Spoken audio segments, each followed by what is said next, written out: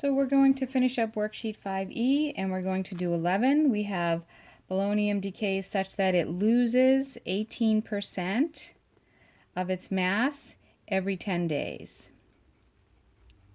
So this is a lot like a half-life problem, and it says how long will it take to go from 75 grams down to 10 grams.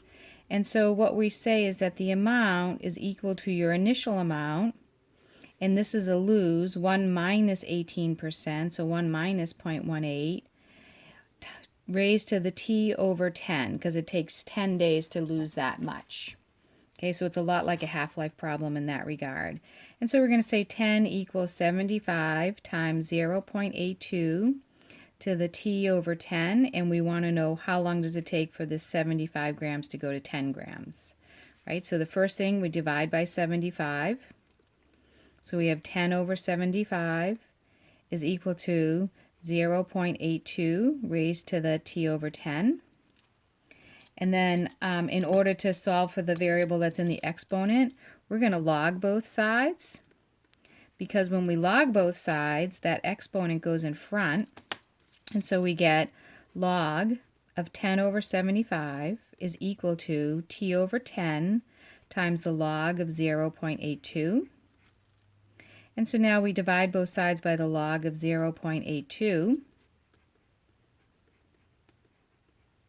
And we get t over 10 equals, and so if we do that on the calculator, we have log of 10 divided by 75 divided by log of 0.82.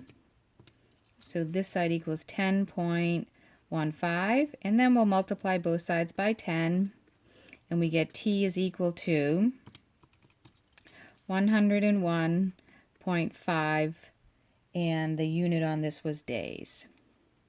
Okay, the answer key is actually wrong for this one. The correct answer is 101.5.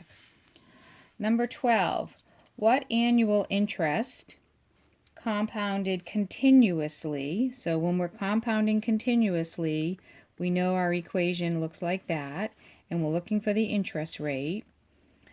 Will double your investment. So your A of t is going to equal twice your A.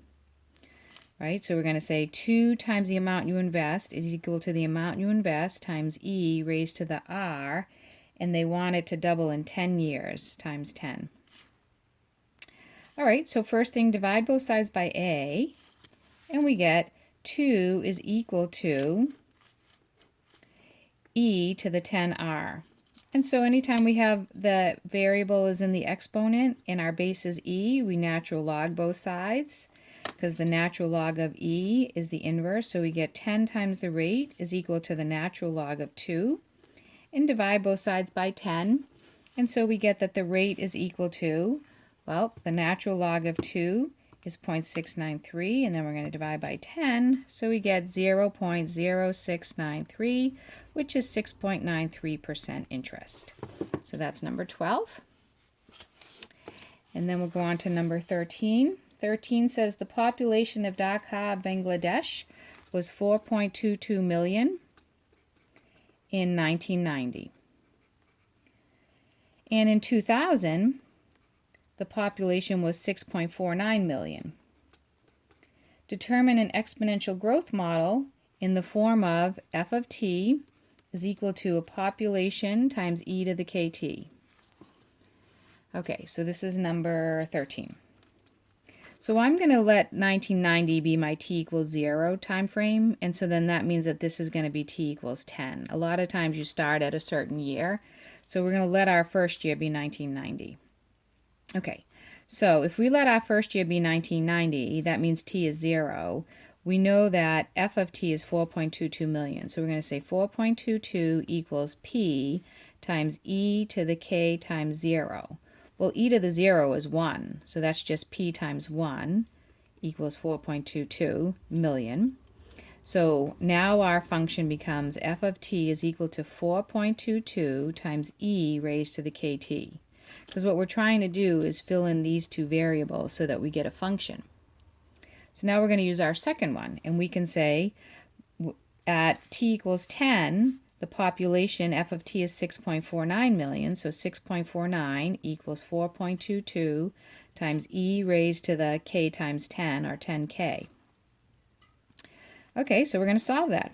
Divide both sides by 4.22, and we get 6.49 divided by 4.22. So this becomes 1.538 is equal to e to the 10k. Okay, well, the unknown is in the variable. The unknown is in the exponent, and the base is e, so I'm going to natural log both sides. And natural log of e to the 10k leaves me with 10k equals, and the natural log of that answer, that 1.538, that gives me 0.430, and then divide by 10, and I get k is equal to 0.0430. So the function that models the population growing in this Bangladesh city is p, and we found p was going to be equal to 4.22 times e raised to the 0.043 times t. So I can plug any number of years in and get the population in this city. Okay, and so then it asks us,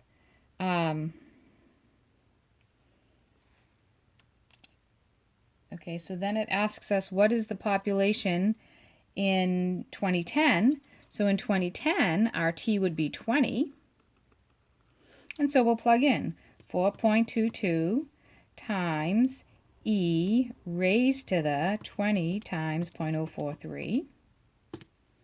And we get 9.97 million when I plug in 20 for t. Okay, so f of 20. Okay, and then the last question of the classwork is number 14. Alice invests $6,139 in a retirement account with a fixed annual rate compounded continuously. So I know that my amount is going to equal my initial amount that I put in times e raised to the RT. After 17 years, so when t is 17 years, she has an amount of $8,624.97, and we want to find the rate.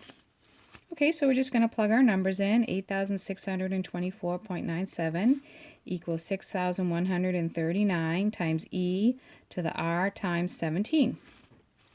So divide both sides by 6,139.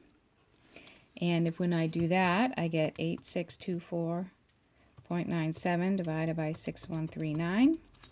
We get 1.405 is equal to e to the 17r.